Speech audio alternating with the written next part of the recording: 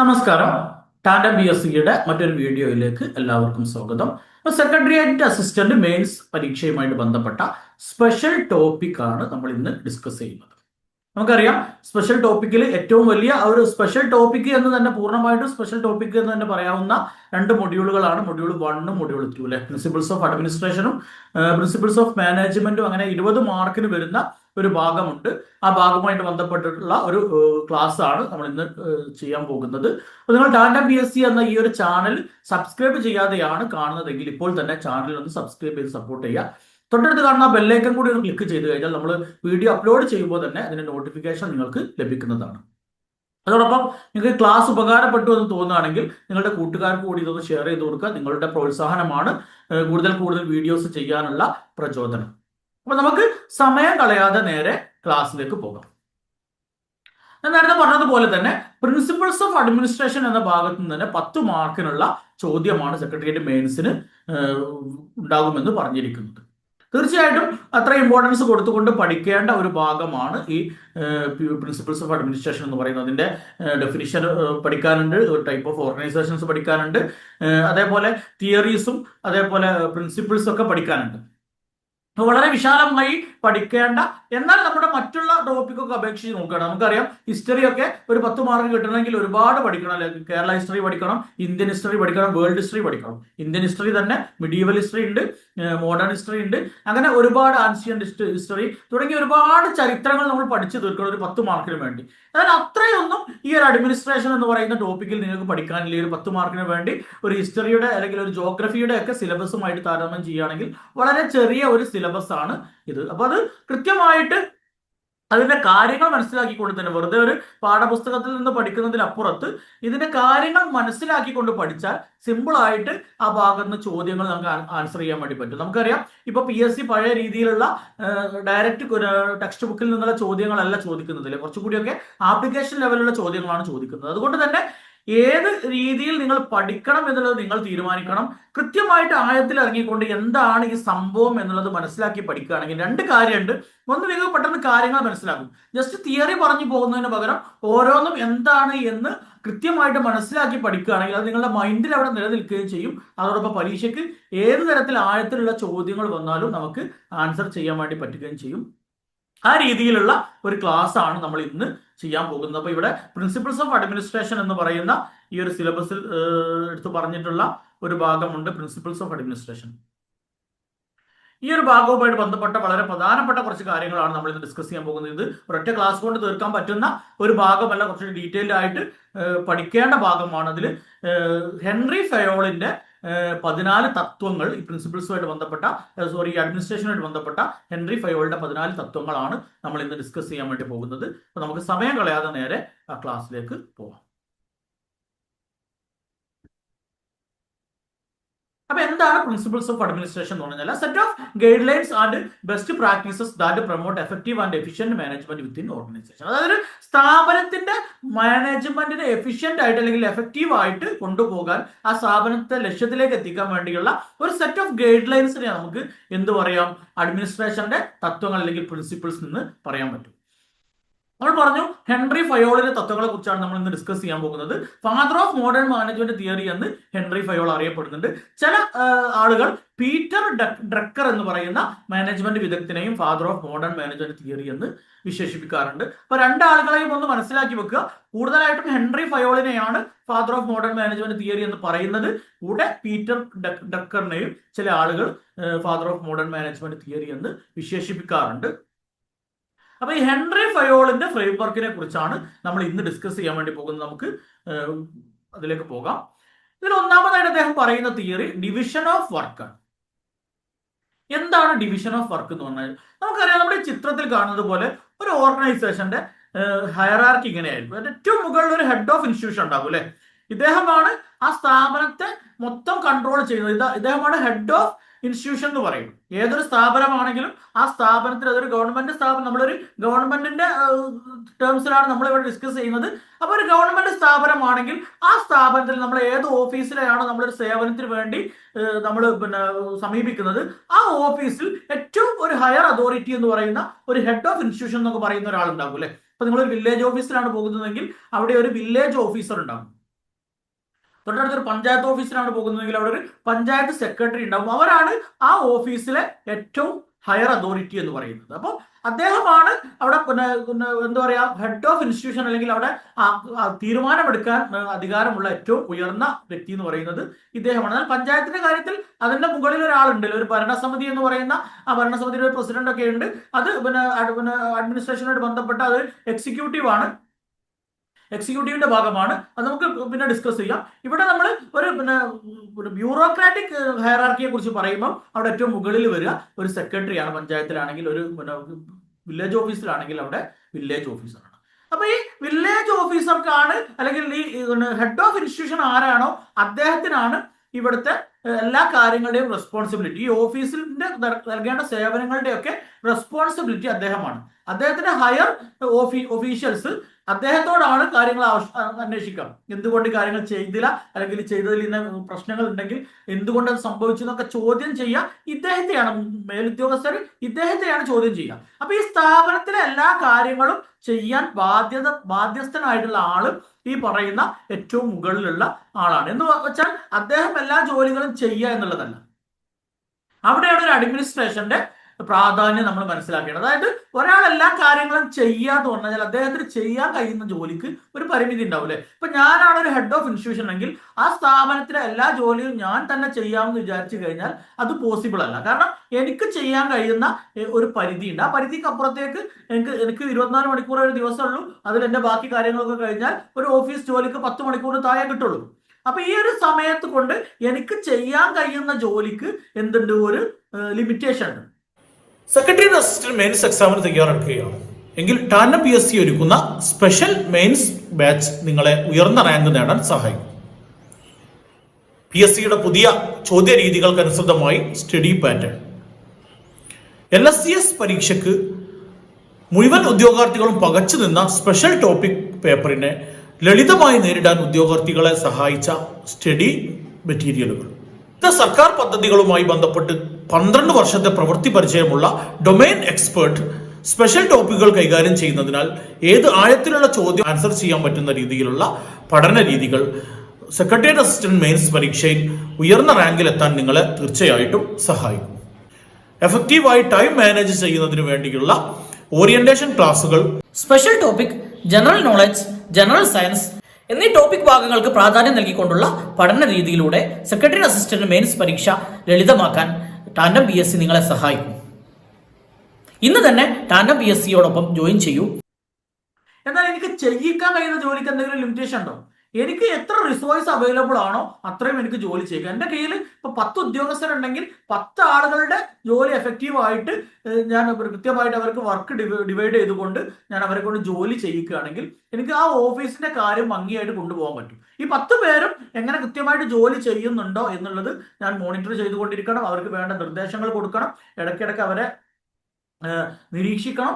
ആ രീതിയിൽ കൃത്യമായിട്ട് ഞാനൊരു എന്താ പറയാ ഹെഡ് ഓഫ് ഇൻസ്റ്റിറ്റ്യൂഷൻ ആയിട്ട് നിൽക്കുക മാത്രമല്ല, ഞാൻ കൃത്യമായിട്ട് ഇതൊക്കെ കാര്യങ്ങളൊക്കെ ശ്രദ്ധിക്കുന്നുണ്ടെങ്കിൽ അവിടെ ആ ഒരു സ്ഥാപനം സ്മൂത്ത് ആയിട്ട് മുന്നോട്ട് പോകും. അപ്പോൾ ഡിവിഷൻ ഓഫ് വർക്ക് ഇതിലൊരു പ്രധാനപ്പെട്ട കാര്യമാണ്. അപ്പോൾ ഒരു മിക്ക ഓഫീസിലും ഈ ഒരു ഹെഡ് ഓഫ് ഇൻസ്റ്റിറ്റ്യൂഷൻ താഴെ സൂപ്പർവൈസറി ലെവലിൽ കുറച്ചും കൂടി ഉദ്യോഗസ്ഥന്മാരുണ്ട്. അത് എല്ലായിടത്തും ഉണ്ടായിക്കൊള്ളുന്നില്ല. മിക്ക ഓഫീസുകളിലും ഈ പറയുന്ന സെക്രട്ടറി ആണെങ്കിൽ ഒരു പഞ്ചായത്ത് ഓഫീസിന്റെ കേസിൽ ഏറ്റവും മുകളിൽ സെക്രട്ടറിയാണ് ഉണ്ടാവുക. അതിന് താഴെ അസിസ്റ്റന്റ് സെക്രട്ടറി, ഹെഡ് ക്ലർക്ക് എന്നീ 2 പോസ്റ്റുകളുണ്ട്. അല്ലെങ്കിൽ ജൂനിയർ സൂപ്രണ്ട് ഉണ്ടാവും ചിലയിടങ്ങളിൽ.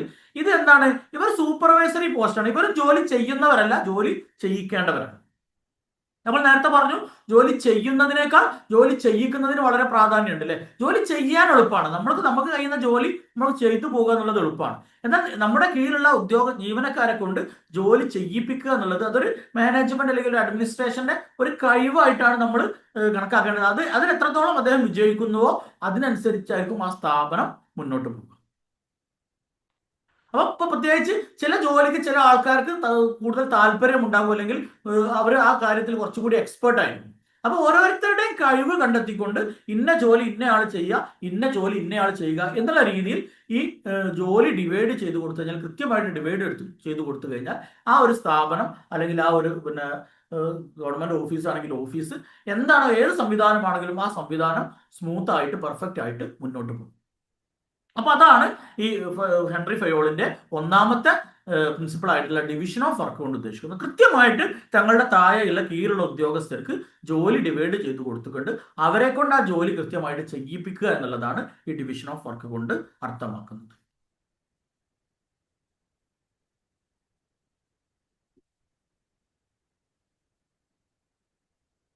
ഇനി മറ്റൊന്നൊരു രണ്ടാമത്തെ തത്വമാണ് authority and responsibility. Authority, the right to give orders must be balanced with responsibility, the obligation to answer for the results of actions. അതായത് നമ്മൾ പറഞ്ഞു ഈ ജോലി കൃത്യമായിട്ട് വീതിച്ചു കൊടുക്കുന്നുണ്ട് അല്ലെ. വീതിച്ചു കൊടുക്കുമ്പോൾ ഇവർക്ക് എന്ത് വേണം, ഒരു റെസ്പോൺസിബിലിറ്റി വേണം ആ ജോലിയെ കൊണ്ട്. അതായത് ആരെങ്കിലും എന്തെങ്കിലും ഒക്കെ ചെയ്യുക എന്നല്ല, പ്രത്യേകിച്ച് ഒരു സ്ഥാപനത്തിലൊക്കെ ഓഫീസ് ഉത്തരവിലൂടെയാണ് ജോലി കൈമാറുക. ഇനി കാര്യങ്ങൾ ഇന്നയാളാണ് ചെയ്യേണ്ടത്, വെറുതെ ഓറലായിട്ട് പറയല്ല. ഒരു കൃത്യമായിട്ടൊരു ഓഫീസ് ഓർഡർ ഉണ്ടാവും.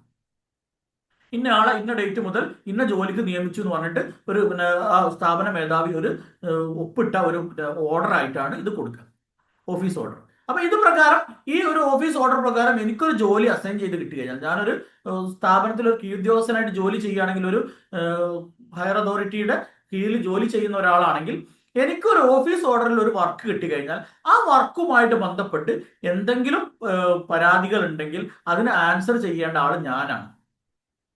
ആ ഒരു ഉത്തരവാദിത്വം, ആ റെസ്പോൺസിബിലിറ്റി എനിക്ക് വരുമ്പോൾ ഞാൻ അത് ഭംഗിയായിട്ട് മാക്സിമം ചെയ്യാൻ വേണ്ടി ശ്രമിക്കും. പറയുന്നത് മനസ്സിലായിട്ടുണ്ടാവും വിചാരിക്കുന്നു. ഉദാഹരണമായിട്ട് ഒരു വില്ലേജ് ഓഫീസിൽ നികുതി പിരിക്കാനുണ്ട്, വിവിധ സർട്ടിഫിക്കറ്റുകൾ കൊടുക്കാനുണ്ട്, പിന്നെ പല കാര്യങ്ങളും ചെയ്യാറുണ്ട് അല്ലെ. അപ്പൊ ഒരാൾക്ക് നികുതി പിരിവുമായിട്ട് ബന്ധപ്പെട്ട കാര്യം ഒരാൾക്ക് ഓഫീസ് ഉത്തരവിലൂടെ കൊടുത്തു. അതേപോലെ വരുമാന സർട്ടിഫിക്കറ്റ് കൊടുക്കാൻ ഒരാളെ ഏൽപ്പിച്ചു. അങ്ങനെ ഓരോ ജോലിയും ഒരാൾക്ക് ഓഫീസ് ഉത്തരവിലൂടെ ഓരോരുത്തർക്ക് കൈമാറി കൊടുക്കുകയാണെന്ന് വിചാരിക്കുക. പിന്നെ ആ സംഭവമായിട്ട് ബന്ധപ്പെട്ട്, ആ ഒരു സ്പെസിഫിക് ആയിട്ടുള്ള കാര്യമായിട്ട് ബന്ധപ്പെട്ട് എന്തെങ്കിലും ഒരു പരാതി വരികയാണെങ്കിൽ തീർച്ചയായിട്ടും അയാളോടാണ് ചോദ്യം ചെയ്യുക അല്ലെ. കാരണം അത് അയാളുടെ റെസ്പോൺസിബിലിറ്റി ആണ്. സ്വാഭാവികമായിട്ടും അയാളെ കൊണ്ടാണ് അത് ചോദിക്കുക. അതുകൊണ്ട് തന്നെ അയാൾക്ക് ആ ഭയം ഉണ്ടാകും. അയാൾ അത് കൃത്യമായിട്ട് പരമാവധി ചെയ്യാൻ വേണ്ടി ശ്രമിക്കും. അതാണ് ഇവിടെ അതോറിറ്റി ആൻഡ് റെസ്പോൺസിബിലിറ്റി കൊണ്ട് ഉദ്ദേശിക്കുന്നത്. ആ കാര്യം ചെയ്യാനുള്ള റെസ്പോൺസിബിലിറ്റിയും അതിന്റെ അതോറിറ്റിയും ആ ഒരു ജീവനക്കാരന് കൈമാറണം.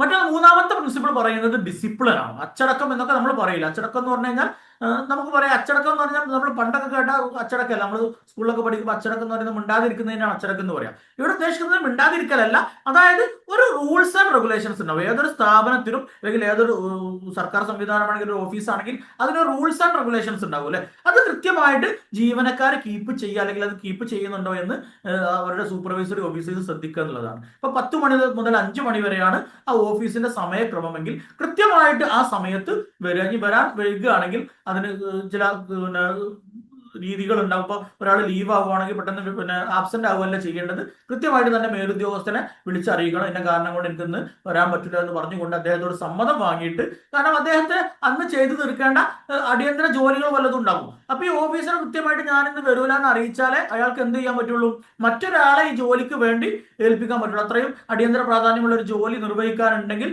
അത് പകരം മറ്റൊരാളെ ഏൽപ്പിക്കണം. അതിന് എന്ത് ചെയ്യണം, കൃത്യമായിട്ട് നേരത്തെ തന്നെ പറ്റുകയാണെങ്കിൽ നേരത്തെ തന്നെ ഇത് അറിയിക്കണം, എനിക്ക് ജോലിക്ക് വരാൻ പറ്റില്ല എന്നുള്ളത്. അതേപോലെ കൃത്യമായിട്ട് സമയം പാലിക്കണം. 10 മണി മുതൽ 5 മണി വരെയാണ്. തോന്നിയ സമയത്ത് വന്ന് തോന്നിയ സമയത്ത് പോകുക എന്നല്ല, കൃത്യമായിട്ട് ആ സമയക്രമം പാലിക്കുക. അങ്ങനെ ഒരാൾ അങ്ങനെ ഒരു ഡിസിപ്ലിൻ പാലിക്കാതെ വരുമ്പോൾ അത് കണ്ടിട്ട് മറ്റുള്ള ആളുകളും കൂടി, മറ്റുള്ള ജോലിക്കാർ കൂടി എന്ത് ചെയ്യും, ഇങ്ങനെ ഈ ഇതൊക്കെ തെറ്റിക്കാൻ തുടങ്ങൂലെ. അപ്പൊ അതുകൊണ്ട് തന്നെ എല്ലാ ജീവനക്കാരും എന്ത് ചെയ്യാം, കൃത്യമായിട്ടുള്ള റൂൾസ് ആൻഡ് റെഗുലേഷൻസ് പാലിക്കുക, ആ സ്ഥാപനത്തിന്റെ നിയമങ്ങളെ റെസ്പെക്ട് ചെയ്യുക, അതിനനുസരിച്ച് പ്രവർത്തിക്കുക എന്നുള്ളതാണ് ഈ മൂന്നാമത്തെ തിയറിയിൽ പറയുന്നത്.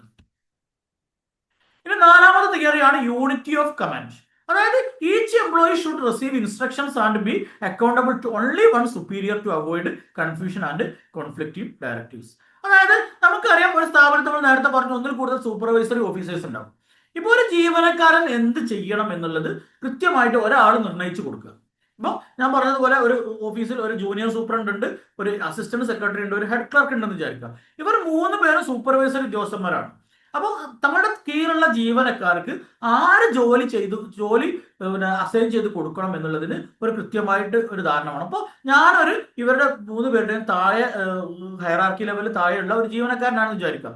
ഞാൻ എന്ത് ജോലി ചെയ്യണമെന്ന് ആരാണ് തീരുമാനിക്കേണ്ടത്? ഈ മൂന്നിൽ ഏതെങ്കിലും ഒരാളായിരിക്കണം. മൂന്ന് പേരും ഒരേ സമയത്ത് മൂന്ന് ജോലി ചെയ്തു കഴിഞ്ഞാൽ എനിക്കത് പ്രയാസം ഉണ്ടാക്കില്ല. ഞാൻ ഏത് ചെയ്യണം, ഏതിന് മുൻഗണന കൊടുക്കണം എന്നുള്ളത് ഈ ജോലി തന്ന ആളെ സംബന്ധിച്ചിടത്തോളം അറിയില്ല. എന്റെ കയ്യിൽ മറ്റാൾ തന്ന ജോലിയുണ്ട്. അപ്പൊ നമുക്ക് ആരെയാണോ പേടി ആ ജോലി ആദ്യം ചെയ്യാൻ വേണ്ടി ശ്രമിക്കും. ഇപ്പൊ എക്സാമ്പിൾ, ഹെഡ് ക്ലർക്ക് ഒരു ജോലി തന്നു, അതേപോലെ അസിസ്റ്റന്റ് സെക്രട്ടറി ജോലി തന്നു, ജൂനിയർ സൂപ്രണ്ടർ ജോലി തന്നു. ഇതിൽ ചിലപ്പോൾ ഹെഡ് ക്ലർക്ക് തന്ന ജോലിക്കായിരിക്കും കുറച്ചുകൂടി അടിയന്തര പ്രാധാന്യമുള്ളത്. പക്ഷേ ഈ ജോലി എന്റെ കയ്യിലുണ്ട് എന്നുള്ളത് ഈ അസിസ്റ്റന്റ് സെക്രട്ടറിക്ക് അറിയാതായിരിക്കും. അസിസ്റ്റന്റ് സെക്രട്ടറി അത്ര ഇമ്പോർട്ടന്റ് അല്ലാത്ത ഒരു ജോലി തന്നിട്ടുണ്ടാകും. പക്ഷെ എന്നെ സംബന്ധിച്ചിടത്തോളം ഞാൻ എന്താണ്, എനിക്ക് പേടി അസിസ്റ്റന്റ് സെക്രട്ടറിയാണ്. അപ്പൊ ഞാൻ എന്ത് ചെയ്യും? അസിസ്റ്റന്റ് സെക്രട്ടറിയുടെ ജോലി ആദ്യം ചെയ്യും. അപ്പൊ ഇവിടെ ഈ അടിയന്തര പ്രാധാന്യമുള്ള ജോലി ഇവിടെ ഡിലേ വരും. അപ്പൊ ആ ഒരു സാഹചര്യം ഒഴിവാക്കാൻ വേണ്ടി ആരാണോ ഇയാൾക്ക് നിർദ്ദേശം കൊടുക്കേണ്ടത്, കൃത്യമായിട്ട് ഇപ്പൊ എസിന് എന്തെങ്കിലും ഒരു കാര്യം ഇയാളെ കൊണ്ട് ചെയ്യിക്കണം എന്നുണ്ടെങ്കിൽ അത് ഈ ഹെഡ് ക്ലർക്കിലൂടെ പോവാം. ഇപ്പൊ എനിക്ക് ജോലി അസൈൻ ചെയ്ത് തരുന്നത് ഹെഡ് ക്ലർക്ക് ആണെങ്കിൽ ഈ അസിസ്റ്റന്റ് സെക്രട്ടറിക്ക് എന്നെ കൊണ്ട് ഒരു ജോലി ചെയ്യിക്കണം എന്നുണ്ടെങ്കിൽ അത് ഹെഡ് ക്ലർക്കിലൂടെ എന്നിലേക്ക് എത്താം. അപ്പൊ സ്വാഭാവികമായിട്ടും ഹെഡ് ക്ലർക്കിന് അറിയാം ഞാൻ എനിക്ക് ഇത്രയും പിന്നെ അടിയന്തര പ്രാധാന്യമുള്ള ജോലി ചെയ്ത് തീർക്കാനുണ്ട്, അതിനുശേഷമേ ഇത് ചെയ്യാൻ കഴിയുള്ളൂ എന്നുള്ളത് ഹെഡ് ക്ലർക്കിന് അറിയാം. അപ്പൊ അദ്ദേഹം അത് അസിസ്റ്റന്റ് സെക്രട്ടറിയെ പറഞ്ഞ് ബോധ്യപ്പെടുത്തും. അപ്പൊ അതുകൊണ്ട് തന്നെ ആ രീതിയിലുള്ള ഒരു പ്രശ്നം ഒഴിവാക്കാൻ പറ്റും. അല്ലെങ്കിൽ എന്ത് ചെയ്യാൻ പറ്റും? ഇയാൾ ആകെ കൺഫ്യൂസ്ഡ് ആയിരിക്കും, ഞാൻ എന്ത് ചെയ്യണം എന്നുള്ളത്. കാരണം എല്ലാ ഭാഗത്തും എനിക്ക് ജോലി തരികയാണ്, പലരും എനിക്ക് ജോലി അസൈൻ ചെയ്ത് തരികയാണ്, ഞാൻ ഏത് ആദ്യം ചെയ്യണം എന്നുള്ള രീതിയിൽ അവർ കൺഫ്യൂസ്ഡ് ആയിരിക്കും. ആ ഒരു രീതി ഒഴിവാക്കുക എന്നുള്ളതാണ് ഈ യൂണിറ്റി ഓഫ് കമാൻഡ് കൊണ്ട് ഉദ്ദേശിക്കുന്നത്. ക്ലിയർ ആയിട്ടുണ്ടാവും വിചാരിക്കുന്നു. ഇനി മറ്റൊന്നാണ് യൂണിറ്റി ഓഫ് ഡയറക്ഷൻ. അതായത് all activities within a organisation that share the same objective should be directed by one manager using one plan. അതായത് ഒരു സ്ഥാപനത്തിലെ ജീവനക്കാരെല്ലാവരും പ്രവർത്തിക്കുന്നത് ഒരു ലക്ഷ്യത്തിന് വേണ്ടിയാണ്. മിക്കവാറും ഒരു സ്ഥാപനത്തിൽ ഒരു ലക്ഷ്യമായിരിക്കും ഉണ്ടാവുക. അങ്ങനെയെങ്കിൽ ആ ലക്ഷ്യത്തിന് വേണ്ടി പ്രവർത്തിക്കുന്നവരെല്ലാവരും ഒരു ടീമായിരിക്കണം. ആ ടീമിന് ഒരു ടീം ലീഡർ ഉണ്ടായിരിക്കണം. ഇനി ഒരു സ്ഥാപനത്തിൽ ഇപ്പൊ നമ്മൾ ഈ ചിത്രത്തിൽ കാണിച്ചതുപോലെ കണ്ടോ, മുകളിൽ ഒരാളുണ്ട്, അതിന്റെ താഴെ 2 പേര് സൂപ്പർവൈസേഴ്സ് ഉണ്ട്, അതിന്റെ താഴെ 3 പേര് നിങ്ങൾ ശ്രദ്ധിക്കുന്നുണ്ടാകും. ഇത് മൂന്ന് ടീമാണ്. ഇതൊരു ടീമാണ്, ഇത് മറ്റൊരു ടീമാണ്, ഇത് മറ്റൊരു ടീമാണ് അല്ലെ. അപ്പൊ ഈ 3 കാര്യങ്ങളായിരിക്കും ചിലപ്പോൾ ഈ ഒരു ഓഫീസിന് ചെയ്യാണ്ടാവുക. അപ്പൊ ഈ 3 കാര്യങ്ങളും 3 ആൾക്ക് ഡിവൈഡ് ചെയ്ത് കൊടുക്കുകയാണ്. ഈ 3 ആള് ഇപ്പൊ പിന്നെ മൂന്ന് ലക്ഷ്യങ്ങളായിരിക്കും. ഉദാഹരണമായിട്ട് ഒരു വാഹന നിർമ്മാണ കമ്പനിയാണെന്ന് വിചാരിക്കും. ഉദാഹരണം പറയാം. ഈ വാഹന നിർമ്മാണ കമ്പനിയിൽ ഇപ്പൊ പിന്നെ 3 തരത്തിലുള്ള കാർ ഉണ്ടാകും. കൊമേഴ്ഷ്യൽ ടൈപ്പ് ഉണ്ടാകും, അതേപോലെ പ്രൈവറ്റ് യൂസിന് വേണ്ടി ഉപയോഗിക്കുന്ന തരം കാറുകൾ ഉണ്ടാകും, കൊമേഴ്ഷ്യൽ വെഹിക്കിളുകൾ ഉണ്ടാവും, അതല്ലെങ്കിൽ വലിയ ട്രക്കുകൾ ഉണ്ടാകും, അങ്ങനെ പല രീതിയിലുള്ള പ്രൊഡക്റ്റുകളും ആ സ്ഥാപനം ഉത്പാദിപ്പിക്കുന്നുണ്ടെങ്കിൽ ആ സ്ഥാപനം എന്ത് ചെയ്യും? ഓരോ കാര്യത്തിനും ഇപ്പൊ കാറിന്റെ സെക്ഷൻ ഒരാളെ ഏൽപ്പിക്കും, അതിലൊരു മാനേജർ, നമുക്കറിയാലോ ബ്രാഞ്ച് മാനേജർ, അല്ലെങ്കിൽ ഓരോ ഡിവിഷനും ഓരോ മാനേജർമാരുണ്ടാകും അല്ലെ. അങ്ങനെ ഒരു ലക്ഷ്യത്തിന് വേണ്ടി പ്രവർത്തിക്കുന്ന എല്ലാ ജീവനക്കാരും, ഈ കാറിന്റെ നിർമ്മാണവുമായിട്ട് ബന്ധപ്പെട്ട് പ്രവർത്തിക്കുന്ന എല്ലാവരും ഇദ്ദേഹവുമായിട്ടായിരിക്കും കമ്മ്യൂണിക്കേറ്റ് ചെയ്യുക. പറഞ്ഞത് മനസ്സിലായിട്ടുണ്ടാവും വിചാരിക്കുന്നു. അതായത് ഒരു ലക്ഷ്യത്തിന് വേണ്ടി പ്രവർത്തിക്കുന്ന ആളുകൾ മുഴുവനായിട്ടും ആ ഒരു ഉദ്യോഗസ്ഥന്റെ കീഴിലായിരിക്കും വർക്ക് ചെയ്യുക. പിന്നെ അതേപോലെ നമ്മൾ പറഞ്ഞ കൊമേഴ്ഷ്യൽ വെഹിക്കിൾസിന് വേണ്ടി ആ ഒരു ഇതിനു വേണ്ടി വർക്ക് ചെയ്യുന്ന ആളുകൾ ഉണ്ടാകും, എംപ്ലോയീസ് ഉണ്ടാകും. അവരെല്ലാവരും അവരുടെ ആ ഒരു ടൈപ്പിൽ എന്ത് ചെയ്യും? ഒരു മാനേജർ ഉണ്ടാകും. ആ മാനേജർക്ക് കീഴിലായിരിക്കും അവർ വർക്ക് ചെയ്യുക. അങ്ങനെ എന്തൊക്കെയാണ് ട്രക്കുകൾ നിർമ്മിക്കുന്ന ആളുകൾ, അല്ലെങ്കിൽ ട്രക്കുകളുമായി ബന്ധപ്പെട്ട മറ്റു കാര്യങ്ങൾ ചെയ്യുന്ന ആളുകൾ, അവരൊക്കെ ഒരു മാനേജറുടെ കീഴിലായിരിക്കും. എന്തിനു വേണ്ടിയാണ് ഇത്? കുറച്ചുകൂടി സ്ഥാപനത്തിന്റെ പ്രവർത്തനം സ്മൂത്ത് ആയിട്ട് മുന്നോട്ട് പോകാൻ വേണ്ടി ഒരേ ലക്ഷ്യത്തിൽ പ്രവർത്തിക്കുന്ന ആളുകളെയൊക്കെ ഒരു ടീമാക്കിയിട്ട് ആ ടീമിന് ടീം ലീഡറെയും വെച്ചിട്ടായിരിക്കും കാര്യങ്ങൾ മുന്നോട്ട് പോകുക. നിങ്ങൾ ഒരുപക്ഷെ അറിയുന്ന സ്ഥാപനങ്ങളൊക്കെ, നിങ്ങൾക്ക് പരിചയമുള്ള സ്ഥാപനങ്ങളിലൊക്കെ ഈ രീതിയിൽ ഡിവൈഡ് ചെയ്തിട്ടുണ്ടാകും ജോലി. ഓക്കെ.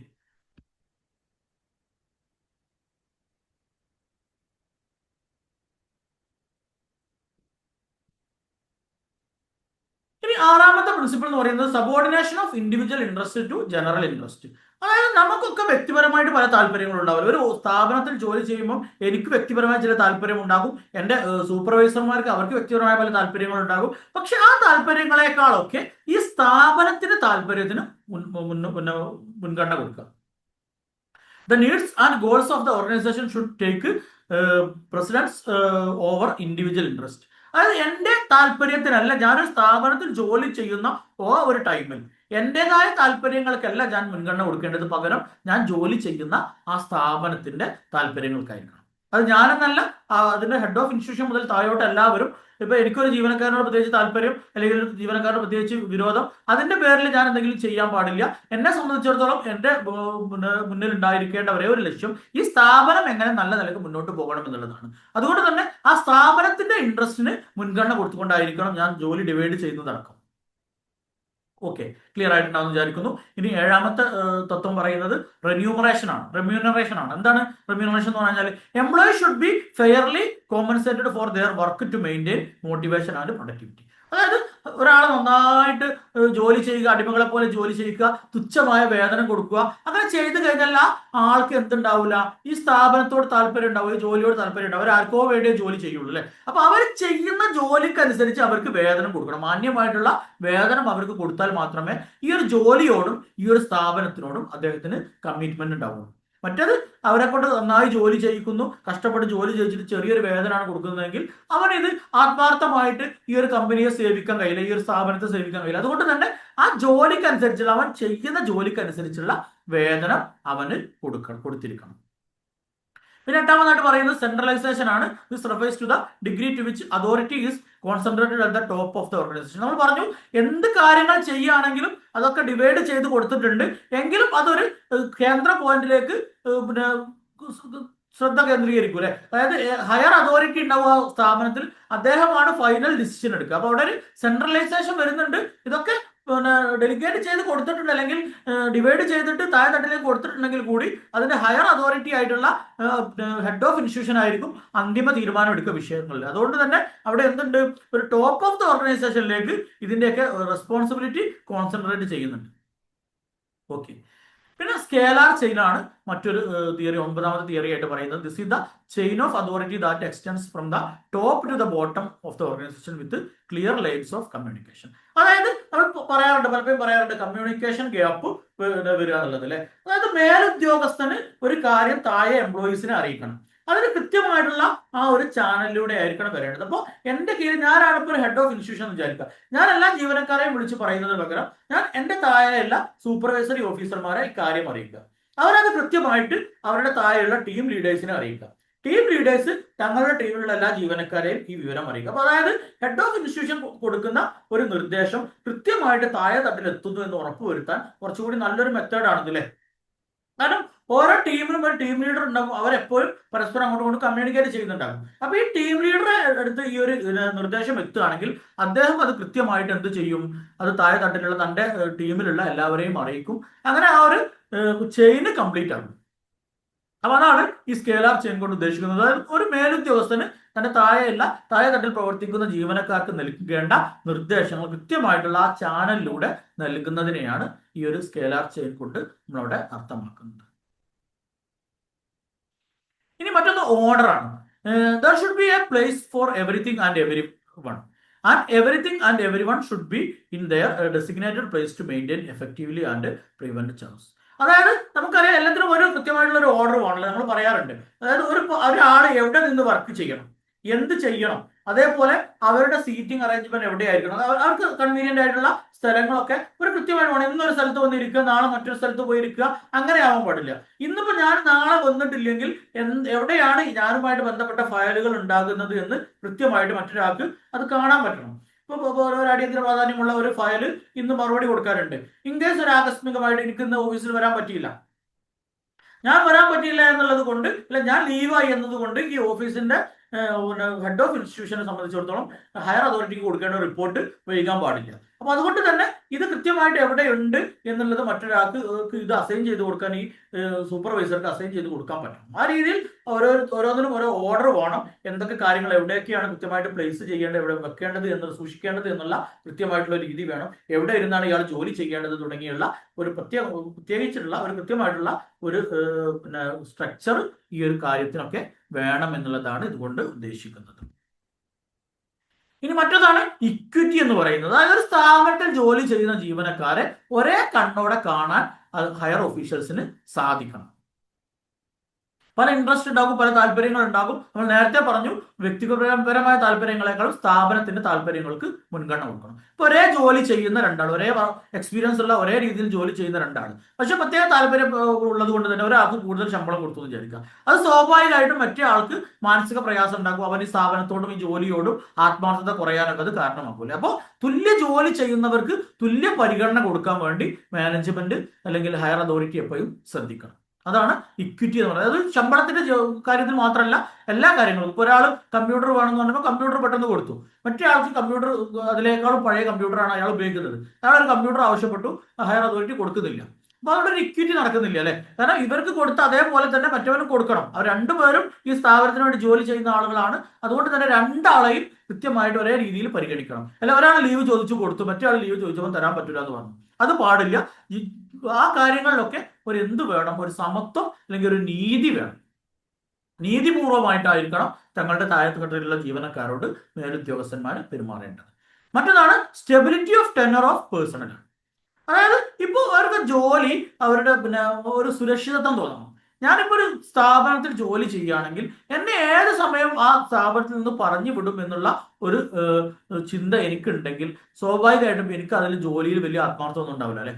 അതേസമയം ഇത് ഞാൻ ഇവിടെ ഇത്ര വർഷത്തേക്ക് സ്ഥിരമായിട്ട് ഇവിടെ ജോലി ഉണ്ടാകും എന്ന് എനിക്ക് ഉറപ്പുണ്ടെങ്കിൽ ഞാൻ ആ സ്ഥാപനത്തിന്റെ പുരോഗതിക്ക് വേണ്ടി എന്നോട് കഴിയുന്ന രീതിയിൽ ഞാൻ വർക്ക് ചെയ്യും. അത് രണ്ടുള്ള വ്യത്യാസമുണ്ട്. അതായത് ഒന്ന്, എന്നെ സംബന്ധിച്ചിടത്തോളം എനിക്ക് ജോലി ഒരിക്കലും ശാശ്വതമല്ല. ഞാനൊരു തൽക്കാലത്തേക്ക് അല്ലെങ്കിൽ എന്തെങ്കിലും ഒരു പ്രത്യേക ആവശ്യത്തിന് വേണ്ടി വന്നതാണ്, ഇന്നലെ നാളെ ഞാൻ ഈ ജോലിയിൽ നിന്ന് പോയേക്കാം എന്നുള്ള ഒരു തോന്നലാണ്. എനിക്കൊരു സുരക്ഷിതത്വം എന്റെ സ്ഥാപനം നൽകുന്നില്ലെങ്കിൽ സ്വാഭാവികമായിട്ടും എനിക്ക് അതിനോട് വലിയ ആത്മാർത്ഥതയൊന്നും ഉണ്ടാവില്ല. അപ്പോൾ ഒരു സ്റ്റെബിലിറ്റി വേണം.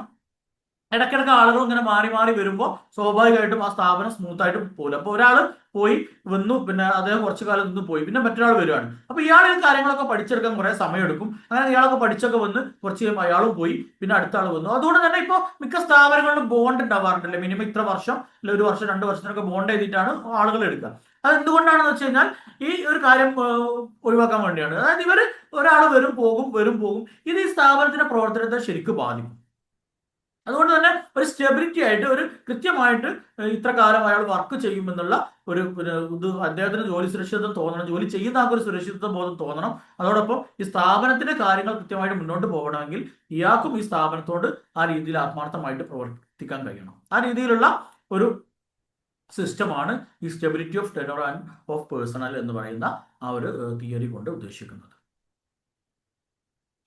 പിന്നെ മറ്റൊന്ന് 13ാമത്തെ തിയറി പറയുന്നത് ഇനീഷ്യേറ്റീവ് ആണ്. Encouraging employees to take initiative and contribute ideas, fosters innovation and a sense of ownership. അതായത് നമ്മൾ പറഞ്ഞു ഹയർ അതോറിറ്റി ഉണ്ട്, സൂപ്പർവൈസർമാരുണ്ട്, അവരൊരു കാര്യം തീരുമാനിക്കുക, അത് താഴെത്തട്ടിലേക്ക് അടിച്ചേൽപ്പിക്കുക എന്നുള്ള രീതിക്ക് പകരമായിട്ട് ഒരു കാര്യം ചെയ്യാൻ ഒരു പക്ഷേ ഈ ഒരു ഹെഡ് ഓഫ് ഇൻസ്റ്റിറ്റ്യൂഷൻ ഇല്ലാത്ത അല്ലെങ്കിൽ അതിന് താഴെയുള്ള സൂപ്പർവൈസർക്ക് ഇല്ലാത്ത എന്തെങ്കിലും ഐഡിയകളും എന്തെങ്കിലും പിന്നെ എളുപ്പമാർഗങ്ങളും ഒക്കെ ചിലപ്പോൾ താഴെത്തട്ടിലുള്ള ഉദ്യോഗസ്ഥർക്ക് ഉണ്ടാകും.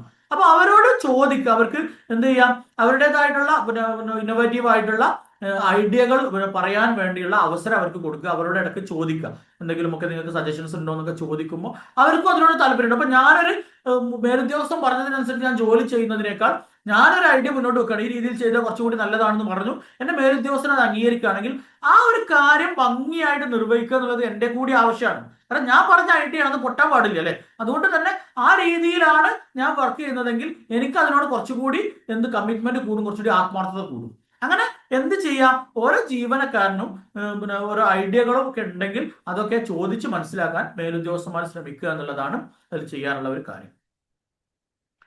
പിന്നെ സ്പിരിറ്റ് ഡി കോപ്സ് എന്ന് പറയുന്ന 14ാമത്തെ തത്വമുണ്ട്. Promoting team work and a sense of unity among employees is crucial for creating a positive and productive work environment. അതായത് ഒന്നുമില്ല, നമുക്കറിയാം ഒരു സ്ഥാപനത്തിൽ പല ആളുകളും ജോലി ചെയ്യുന്നുണ്ട്, അവർക്കിടയിൽ ഒരു ടീം വർക്ക് വേണം. ഇപ്പൊ നമ്മൾ ഇപ്പൊ 4 പേര് ജോലി ചെയ്യുന്ന ഒരു സ്ഥാപനത്തിൽ 4 പേര് തമ്മിൽ ഭയങ്കര പാരപണിയാണ്, ആ സ്ഥാപനം മുന്നോട്ട് പോകില്ല. അവരൊരു സ്പിരിറ്റോട് കൂടി ഒരു ടീം വർക്കായിട്ട് ഇപ്പോൾ ഒരാൾക്ക് എന്തെങ്കിലും പ്രയാസമുണ്ടെങ്കിൽ മറ്റുള്ളവർ അത് കണ്ടറിഞ്ഞുകൊണ്ട് അവന് വേണ്ടി സഹായിച്ചു കൊടുക്കുക. ഇപ്പോൾ ഇന്നിപ്പോൾ എനിക്ക് എന്തെങ്കിലും പ്രശ്നം ഉണ്ടെങ്കിൽ മറ്റുള്ള 3 പേര് എന്നെ സഹായിച്ചു തരിക, നാളെ ഒരു പക്ഷെ മറ്റൊരാൾക്കാർക്ക് പ്രശ്നം ഉണ്ടാവുക, അപ്പോൾ ഈ ബാക്കിയുള്ള 3 പേര് അവനെ സഹായിച്ചു കൊടുക്കുക. ആ രീതിയിൽ ഒരു ടീം വർക്കോട് കൂടിയാണ് ഈ സ്ഥാപനം മുന്നോട്ട് പോകുന്നതെങ്കിൽ ആ സ്ഥാപനത്തിന് പെട്ടെന്ന് ലക്ഷ്യത്തിലെത്താൻ പറ്റൂലേ. അതല്ല പരസ്പരം ചില സ്ഥാപനങ്ങളിലൊക്കെ ഉണ്ടാവാറില്ല, ഗ്രൂപ്പായിട്ട് പലരും പല ഗ്രൂപ്പ്, അവൻ പറഞ്ഞ ഇവന് പറ്റില്ല, ഇവൻ പറഞ്ഞ അവന് പറ്റില്ല, അങ്ങനെ എന്നും ഒരു പ്രശ്നങ്ങൾ ഇങ്ങനെ നിലനിന്നുകൊണ്ടിരിക്കുകയാണെങ്കിൽ ആ സ്ഥാപനം സ്മൂത്ത് ആയിട്ട് മുന്നോട്ട് പോകരുത്. അപ്പൊ ഒരു ടീം വർക്ക് വളരെ പ്രധാനമാണ്. ക്ലിയർ ആയിട്ടുണ്ടാവുമെന്ന് വിചാരിക്കുന്നു. അപ്പോൾ അഡ്മിനിസ്ട്രേഷനുമായി ബന്ധപ്പെട്ട 16 പ്രധാനപ്പെട്ട ഹെൻറി ഫയോളിന്റെ പ്രിൻസിപ്പിൾസ് ആണ് നമ്മൾ ഡിസ്കസ് ചെയ്തിട്ടുള്ളത്. നിങ്ങൾക്ക് മനസ്സിലായിട്ടുണ്ടാവുമെന്ന് വിചാരിക്കുന്നു. ഈ രീതിയിൽ മനസ്സിലാക്കി തന്നെ പഠിക്കാൻ വേണ്ടി ശ്രമിക്കണം. പിന്നെ നിങ്ങൾക്ക് ഇതുമായിട്ട് ബന്ധപ്പെട്ട ഇതിന്റെ PDF നോട്ട്സ് നമ്മൾ ടെലഗ്രാം ചാനലിൽ ടാൻഡം PSC എന്ന് പറയുന്ന ഞങ്ങളുടെ ഒഫീഷ്യൽ ടെലഗ്രാം ചാനലിൽ അപ്ലോഡ് ചെയ്യും. അപ്പം പിന്നെ PDF നോട്ട്സ് ലഭിക്കുന്നതിന് വേണ്ടി നമ്മുടെ ടെലഗ്രാം ചാനലിൽ അംഗമാവുക. അതിന്റെ ലിങ്ക് ഡിസ്ക്രിപ്ഷൻ ബോക്സിൽ കൊടുക്കാം. അപ്പോൾ നല്ലൊരു ക്ലാസ്സുമായിട്ട് വീണ്ടും കാണുന്നത് വരെ ഗുഡ് ബൈ.